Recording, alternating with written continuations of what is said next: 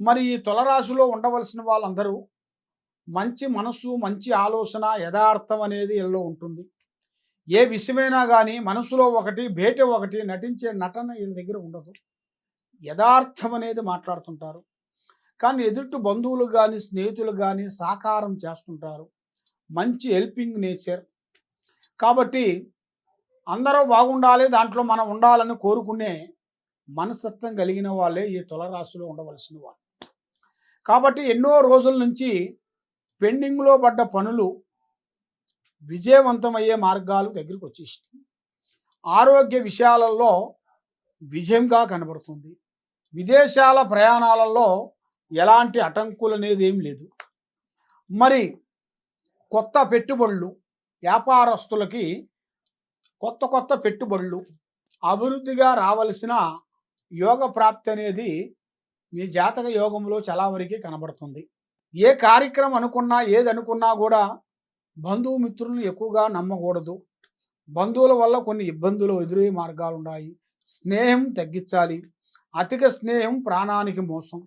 మరి విద్యార్థులకి కొన్ని చెడు వ్యసనాల వల్ల కొన్ని ఇబ్బందికరమైన సమస్యలు కొన్ని రాబోతున్నాయి. కొంతమంది లేని దాంట్లో కూడా ఉన్నదు అన్నట్టుగా కల్పించి ఇబ్బంది పెట్టే మానవులు కూడా కొంతమంది ఉన్నారు. కాబట్టి మీరు రాసే విద్య గీసిన విధానంలో కూడా చాలా వరకు జాగ్రత్తలు పాటించండి. ఆ జాగ్రత్తను పాటించుకోకుండా ఉన్నట్టుగైతే చాలా వరకు లోతులో పడే మార్గాలు కూడా చాలా వరకు కనబడుతున్నాయి. మరి ఈ జాతకంలో ఉండవలసిన వాళ్ళకి అప్పులనేది ఇవ్వకూడదు.